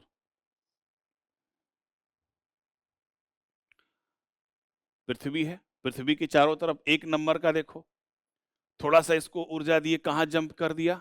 2 नंबर। फिर 2 नंबर पे थोड़ा सा ऊर्जा दे दिए कहां जंप कर दिया? 3 नंबर पर। ठीक है ना।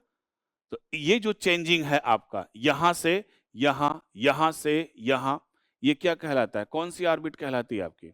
Transfer orbit. आया समझ में? एक और ऑर्बिट है, ठीक है ना, उस ऑर्बिट को हम देते हैं लैग्रेंज पॉइंट। नाम सुना होगा इसका, लैग्रेंज पॉइंट। लैग्रेंज पॉइंट क्या है? देखिए, लैग्रेंजियल साहब ने यह बताया था कि दो जो बड़े भौगोलिक पिंड होते हैं, इन भौगोलिक पिंडों के बीच में किसी निश्चित दूरी पर एक पॉइंट होता है जहां पर इन दोनों भौगोलिक पिंडों का जो नेट बल होता है वह 0 होता है। यानी अगर वहां पर हम कोई चीज स्थापित कर लें तो बगैर ऊर्जा के वो अनवरत क्या रहेंगी? चलती रहेंगी।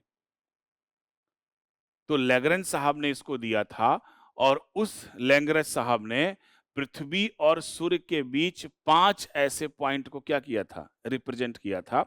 और इसी 5 पॉइंट को हम बोलते हैं लैग्रेंजियल पॉइंट। ठीक है ना। उसमें से पहला है आपका कौन सा? L1। कौन सा? L1 है। और ये जो L1 की दूरी है सूर्य और पृथ्वी के बीच जो दूरी है यह पृथ्वी से लगभग कितना है? 15 लाख किलोमीटर। कितना? 15 लाख किलोमीटर है। L2 ये और बहुत ज्यादा दूर है ना, लेकिन कहां पे है? पीछे। L4 यहां है, L5 यहां है और L3 यहां। तो 5 ऐसे पॉइंट हैं। तो इसरो ने क्या किया है, अच्छा एक चीज बताओ, यहां पर फोर्स क्या होगा? 0, न्यूट्रल होगा ना। अब बताओ, यहां पर अगर कोई वस्तु हम रख दें तो एज इट इज वैसी वो स्थिर रहेगी कि नहीं? रहेगी ना। अब आप कल्पना करो कि जब आप कभी मूवी देखने जाते हो तो पार्किंग वगैरह में जाते हैं, गाड़ी कहाँ खड़ी करते हैं आप? पार्किंग में। तो अब आप ये बताइए कि पार्किंग में जो गाड़ी रहती है वो चलती है कि स्थिर रहती है? स्थिर रहती है ना। तो यहां पर अगर हम कोई चीज स्थापित कर देंगे तो स्थिर रहेगी कि नहीं? क्योंकि नेट फोर्स क्या है? 0। इसीलिए इस ऑर्बिट को हम बोलते हैं पार्किंग स्पेस। क्या बोलते हैं? पार्किंग स्पेस बोला जाता है, ठीक है ना। हेलो ऑर्बिट भी बोलते हैं और पार्किंग स्पेस भी बोलते हैं। भारत सरकार द्वारा एक मिशन ऑर्गेनाइज किया गया और उस मिशन का नाम था आदित्य L1। तो आदित्य L1 मिशन के तहत क्या हुआ कि सूर्य का अध्ययन करने के लिए भारत सरकार ने, इसरो ने आदित्य नाम का एक दूर संवेदी उपग्रह को भेजा था और ये सफलतापूर्वक अपनी कक्षा में जनवरी 2024 को पहुंचा, 15 लाख किलोमीटर की दूरी तय करके। और इसको भेजा गया था PSLV XL C57 के द्वारा, ठीक है ना। तो L1 इसलिए नाम है क्योंकि इसको कहां भेजा गया है? L1 पॉइंट पर, यानी L1 लैग्रेंजियल पॉइंट पर इसको भेजा गया है। और ये किसके अध्ययन के लिए है आपके? ये सूर्य के अध्ययन के लिए इसको भेजा गया है। सामान्यतः जो सूर्य का अध्ययन होता है ये सूर्य ग्रहण के समय ही हो पाता है। और इस आदित्य L1 ने 15 लाख किलोमीटर की दूरी तय करके जनवरी 2024 में सफलतापूर्वक अपनी कक्षा में पहुंचा, L1 पॉइंट पर पहुंचा। अभी वर्तमान में ये जो आदित्य L1 उपग्रह है ये वहां की सुंदर और मोहक छवियों को प्रदान कर रहा है। तो भारत का एकमात्र मिशन है जो सूर्य को लेकर है, वो है आपका आदित्य L1। 2018 में नासा ने एक सैटेलाइट्स भेजा था, पार्कर सोलर प्रोब। और वो जो पार्कर सोलर प्रोब है 2024 में सूर्य के सबसे निकटतम कक्षा के पास पहुंचा। अब यहां पर जो हमारा आदित्य L1 उपग्रह है, ध्यान देना, वो सूर्य का चक्कर नहीं लगा रहा है, लेकिन इसका सेंसर किधर है? सूर्य की तरफ।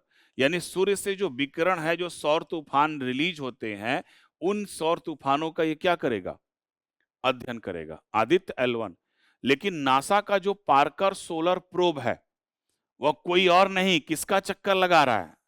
सूर्य का चक्कर लगा रहा है।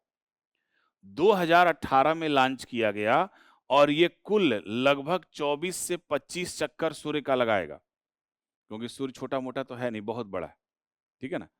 तो अभी जो न्यूज आई थी आपकी 2-3 महीने पहले, जो जनवरी में न्यूज आई थी, जनवरी 2025 में ये जो पार्कर सोलर प्रोब है अपने पूरे जीवन काल में सबसे नजदीक कहां पहुंचा है? सूर्य के सबसे नजदीक पॉइंट पर पहुंचा है। कौन?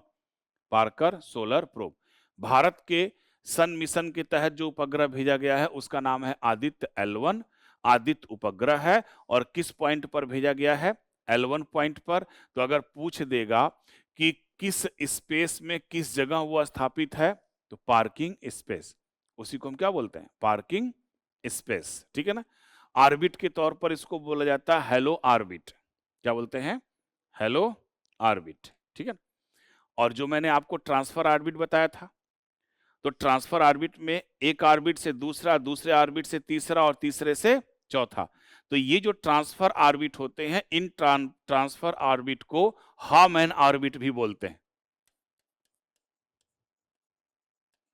हामैन ऑर्बिट भी बोलते हैं। किस केस में? ट्रांसफर ऑर्बिट के केस में, ठीक है ना।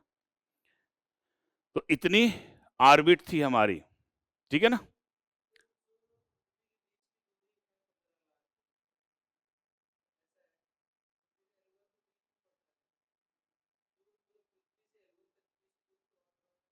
नहीं नहीं, ये जो सन और 15 लाख किलोमीटर दूर पर ये पहुंचा है। एक्चुअली देखो, आप डायरेक्ट ऐसे फाइंड आउट नहीं कर सकते हो, क्योंकि पृथ्वी सूर्य का भी तो चक्कर लगा रही है ना। तो अब बताओ, यहां से तो कह दो ये दूरी है, और सूर्य पृथ्वी अगर यहां पहुंचे तो दूरी, और पृथ्वी अगर मान लो यहां से यहां पहुंचे तो दूरी, क्योंकि पृथ्वी सर्किल में कहीं पर भी तो हो सकती है ना। तो जो हमारा L1 पॉइंट है वो कितने किलोमीटर तय करके पहुंचा है? लगभग 15 lakh kilometre. Clear? Aditya L1, तो इतना था हमारा ऑर्बिट। तो यहां पर इस सेक्शन में हम लोग स्पेस टेक्नोलॉजी में दो चीजों पर अभी हम लोगों ने एक चर्चा किया। किस पर? वे था आपका कौन कौन सा? पहला हम लोगों ने चर्चा किया अभी टाइप्स ऑफ ऑर्बिट पे। तो कौन कौन सी orbit? Low earth orbit, polar orbit, सन सिंक्रोनस ऑर्बिट, जियो स्टेशनरी, और फिर जियो सिंक्रोनस। और अभी जो बात की थी वो लैग्रेंज पॉइंट पर। ठीक है। दूसरे नंबर पर आते हैं टाइप्स ऑफ सैटेलाइट्स। आखिर अगर हम इस कक्षा में जो उपग्रह भेज रहे हैं तो ये किस टाइप के उपग्रह और किस कार्य के लिए भेजे जाते हैं? तो उपग्रहों की दो कैटेगरी है, सुन लीजिए। जो सैटेलाइट्स होते हैं, इन सैटेलाइट्स की दो कैटेगरी है। एक को हम बोलते हैं रिमोट सेंसिंग सैटेलाइट, और दूसरे को हम बोलते हैं कम्युनिकेशन सैटेलाइट।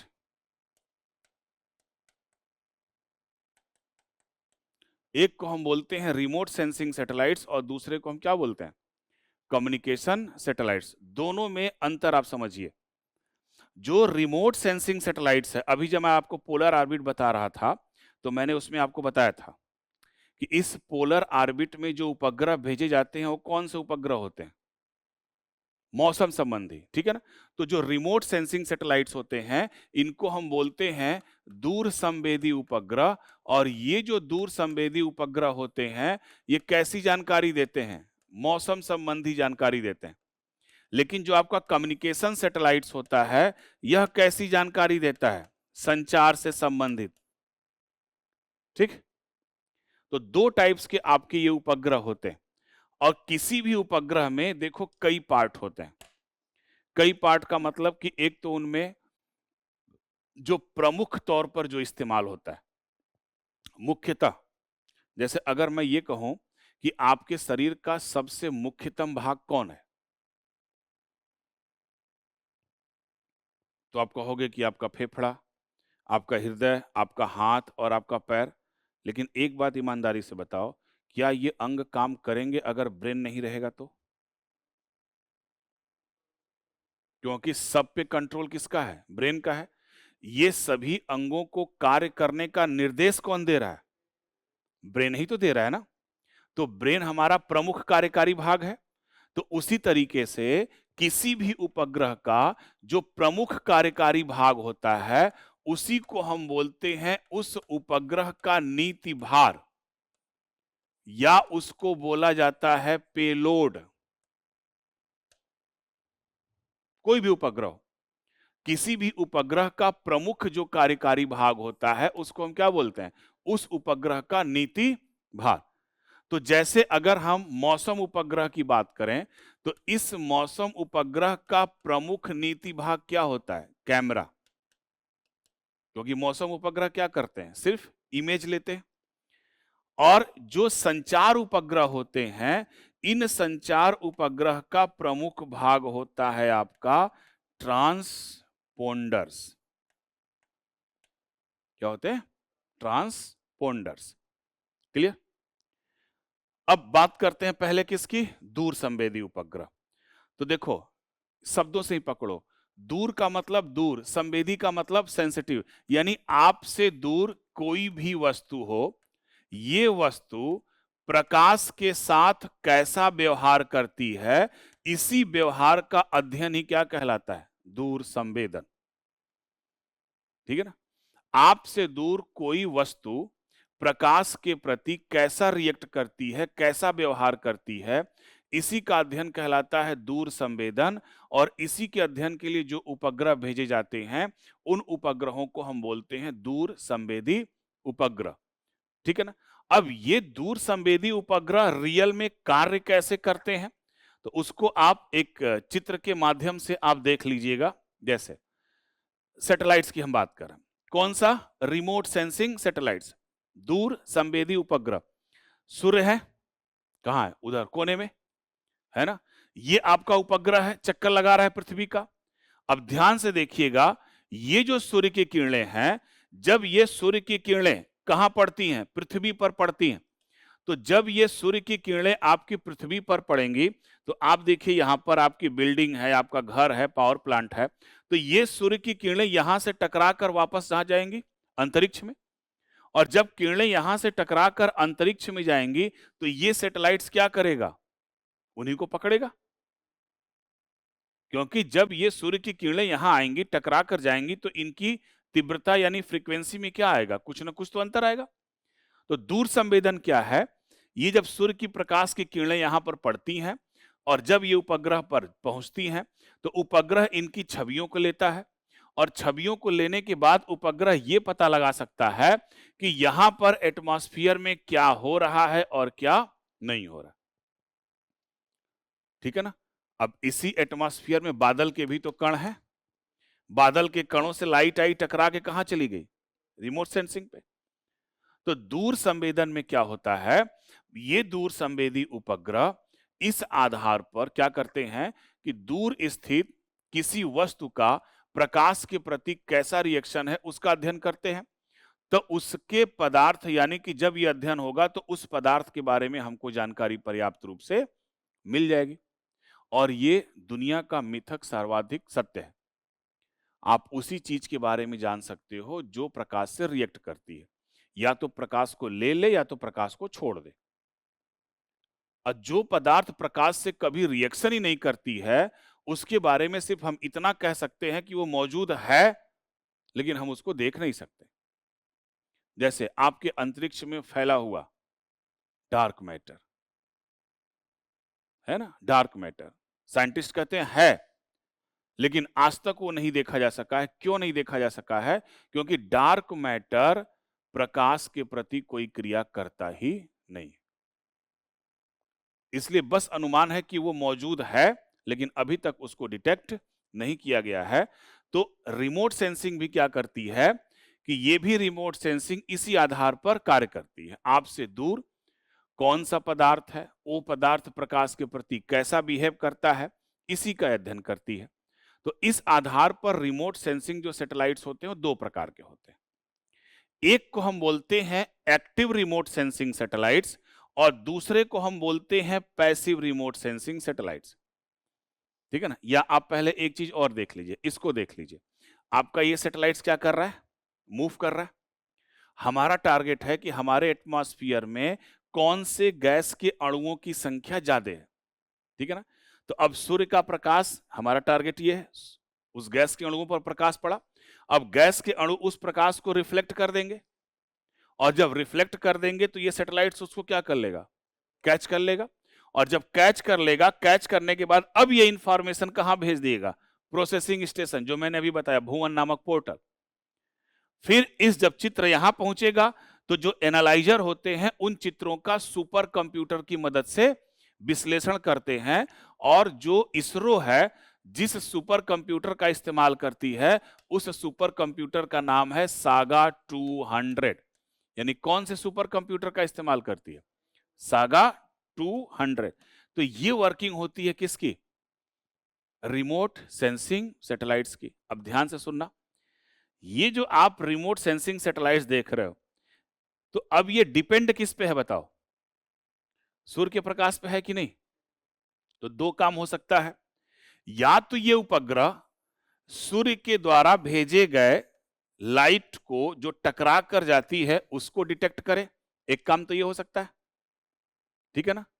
इसमें एक दूसरा काम भी हो सकता है, मान लो कि ये उपग्रह खुद ही कुछ किरणों को क्या करे, प्रेषित करे। भाई रात में तो नहीं हो पाएगा ना, रात में तो नहीं होगा, ठीक है ना। तो इस आधार पर रिमोट सेंसिंग जो सैटेलाइट्स होते हैं दो प्रकार के होते हैं, एक को हम बोलते हैं एक्टिव और दूसरे को हम क्या बोलते हैं, passive. Active remote sensing satellites और पैसिव, दोनों में अगर आप देख रहे हैं तो ध्यान से आप देख लीजिए, समझ में आ जाएगा। क्या समझ में, यहां पर जो आप देख रहे हो ये सूर्य की किरणें इस पृथ्वी से टकराकर कहां पहुंच रही हैं, सैटेलाइट्स के पास। तो यानी जो पैसिव रिमोट सेंसिंग सैटेलाइट्स है यह टोटल किस पर डिपेंडेंट है, सूर्य के प्रकाश पर। लेकिन यहां पर जो एक्टिव रिमोट सेंसिंग सैटेलाइट्स है इसमें क्या लगा हुआ है, रडार। अब ये क्या करेंगे, रेडियो वेव्स को भेजेंगे और फिर उसको क्या करेंगे, रिसीव करेंगे। तो दिन में तो ये सूर्य के प्रकाश से काम चला लेंगे और रात में इंफ्रारेड, ठीक है ना। तो इन दोनों में दिन और रात कौन काम करेगा, एक्टिव, ठीक है ना। और दिन में कौन काम करेगा आपका, पैसिव। तो दो प्रकार के रिमोट सेंसिंग सैटेलाइट्स, वो एक है आपका एक्टिव रिमोट सेंसिंग सैटेलाइट्स और दूसरा है आपका पैसिव रिमोट सेंसिंग सैटेलाइट्स। और इन सभी रिमोट सेंसिंग सैटेलाइट्स में इनका जो मुख्य कार्यकारी भाग होता है वो होता है इनका कैमरा, ठीक है। भारत शुरुआती अवस्था में केवल किसका इस्तेमाल करता था, पैसिव। मैक्सिमम भारत ने जो रिमोट सेंसिंग सैटेलाइट लॉन्च की हो कौन सी, पैसिव।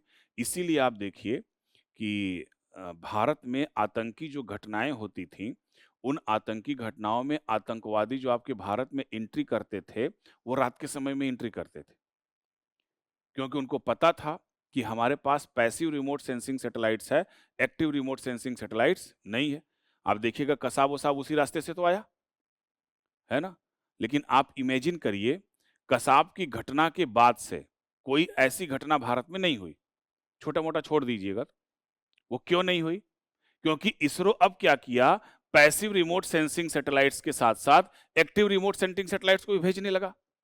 तो एक्टिव रिमोट सेंसिंग सैटेलाइट्स क्या करते हैं, जितनी अच्छी दिन में इमेज लेते हैं उतनी अच्छी रात में भी ले लेंगे, है ना। तो अब क्या होगा कि मान लीजिए कि आप यहां पर हैं, बॉर्डर है ये आपका और ये भारतीय सैनिक हैं और पता चला कि ये क्या है, नो मैंस लैंड एरिया है। और एक्टिव रिमोट सेंसिंग सैटेलाइट्स ने यहां पर कुछ लोगों की क्या देखी, गतिविधि देखी। हमारे सैनिक तैयार हैं, अगर मान लो इसी जगह पैसिव रिमोट सेंसिंग सैटेलाइट रहता तो कुछ पता ही नहीं चल पाता। अब यहां पता चल गया कि कोई चीज तो ऐसी है जो उधर कुछ गतिविधि कर रही है। और किससे पता चला, एक्टिव रिमोट सेंसिंग से। तो जब ये पता चल जाएगा कि उधर कुछ गतिविधि हो रही है और हमको पहले से पता है कि वो नो मैंस लैंड एरिया है, वहां पर कोई है नहीं, और जहां वो थोड़ी सी गतिविधि और इधर उधर हुई तुरंत ये लोग अनुमान से मार गिरा देंगे।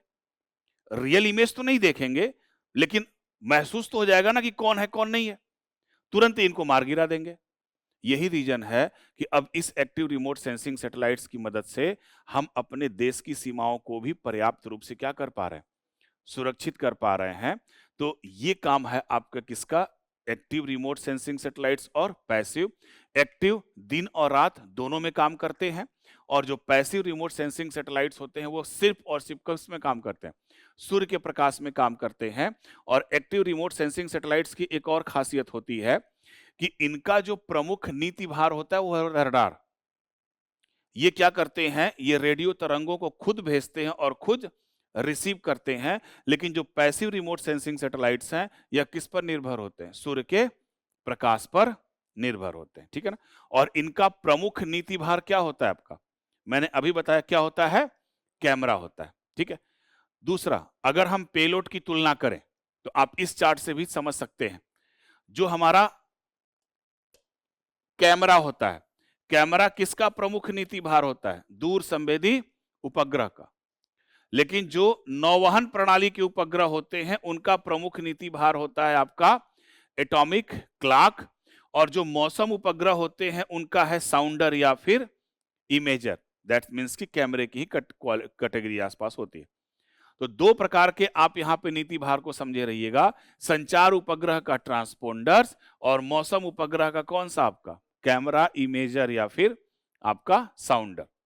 ठीक, दूसरे नंबर पर हम आते हैं जिसको हम बोलते हैं कम्युनिकेशन सैटेलाइट्स, संचार उपग्रह। अब इस संचार उपग्रह में अब चूंकि यहां पे कहां पर स्थापित किया गया इसको 36,000 किलोमीटर दूर, तो अब ये जो संचार उपग्रह होते हैं ये क्या करते हैं, पृथ्वी के एक हिस्से से भेजे गए सिग्नल को रिसीव करते हैं जिसको हम बोलते हैं अपलिंक, फिर उसी मैसेज को पृथ्वी के दूसरे हिस्से पर क्या कर देते हैं, भेज देते हैं, तो उसको हम बोलते हैं डाउनलिंक। अपलिंक और डाउनलिंक। तो जो अपलिंक होता है ये हाई फ्रीक्वेंसी पर भेजा जाता है और जो डाउनलिंक होता है वह लो फ्रीक्वेंसी पर आता है, और किसी भी संचार उपग्रह का जो प्रमुख नीति भार होता है वह क्या होता है, इसका ट्रांसपोंडर्स, ट्रांसपोंडर्स होता है। और ये जो ट्रांसपोंडर्स होते हैं ये रिसीवर का भी काम करते हैं और ट्रांसमीटर का भी काम करते हैं, दोनों काम करते हैं। जैसे आपका मोबाइल मैसेज को रिसीव भी करता है और मैसेज को भेज भी सकता है, तो ट्रांसपोंडर्स क्या करते हैं, रिसीवर का भी काम करते हैं और ट्रांसमीटर का भी काम करते हैं। अब ये जो ट्रांसपोंडर्स होते हैं संचार उपग्रह के, ये कई प्रकार के होते हैं, अलग अलग फ्रीक्वेंसी के अलग अलग ट्रांसपोंडर्स होते हैं। फॉर एग्जाम्पल अगर देखा जाए तो जैसे एल बैंड ट्रांसपोंडर्स, तो जो एल बैंड ट्रांसपोंडर्स होते हैं इनकी फ्रीक्वेंसी होती है कितनी, 1 से लेकर 2 गीगाहर्ट्ज के बीच में होती है, और सामान्यतः जो इनका उपयोग होता है ये आपके मोबाइल सेक्टर में इस्तेमाल होता है कम्युनिकेशन के लिए। मोबाइल हो गया, नौवहन प्रणाली हो गई, नेविगेशन हो गया। दूसरा ट्रांसपोंडर्स है आपका एस बैंड ट्रांसपोंडर्स, इनकी फ्रीक्वेंसी कितनी है, 2 से 4 गीगाहर्ट्ज। फिर है आपका सी बैंड 4 से 8, एक्स बैंड 8 से 12, कू बैंड 12 से 18, के बैंड 18 से 26.5 और का बैंड होता है 26.5 से 40 गीगाहर्ट्ज के बीच में। तो जनरली जो आपका एक्स बैंड, कू बैंड, के बैंड और का बैंड क्या होता है, ये किसी विशेष अभियानों के लिए इनका प्रयोग किया जाता है, जैसे अंतरिक्ष अन्वेषण हुआ या फिर चंद्रयान 2 या 3 के तहत चंद्रमा के सरफेस से मैसेज को लेना हुआ। ठीक है, तो उनमें इन सब फ्रीक्वेंसी का इस्तेमाल किया जाता है। तो दोनों उपग्रह को समझा, एक कौन सा मौसम संबंधी उपग्रह और दूसरा कौन सा संचार उपग्रह। ठीक है ना, तो मौसम संबंधी उपग्रह का प्रमुख कार्यकारी भाग क्या है, कैमरा, और संचार उपग्रह का प्रमुख कार्यकारी भाग क्या है, ट्रांसपोंडर। मौसम संबंधी उपग्रह को पीएसएलवी के द्वारा, संचार उपग्रह को जीएसएलवी के द्वारा। भारत का पहला मौसम उपग्रह था आर्यभट्ट, जो 19 अप्रैल 1975 को लॉन्च किया गया था सोवियत संघ से। ठीक है ना, और भारत का पहला जो संचार उपग्रह था उसका नाम है एप्पल। ठीक है ना, ये भारत में जो एशियन गेम था उस एशियन गेम की प्रसारण के लिए इसको लॉन्च किया गया था।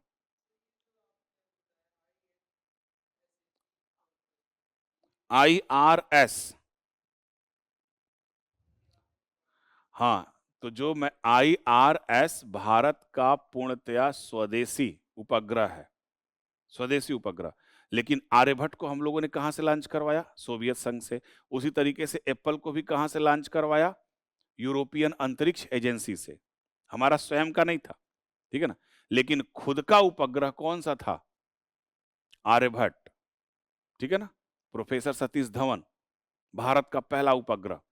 और उसी तरीके से भारत का पहला संचार उपग्रह नाम रखा गया था एप्पल। ठीक है ना, तो इतने टाइप्स के हम लोगों ने, 2 टाइप्स के देखा उपग्रह, कौन कौन सा, एक रिमोट सेंसिंग सैटेलाइट्स और दूसरा कौन सा, कम्युनिकेशन सैटेलाइट्स।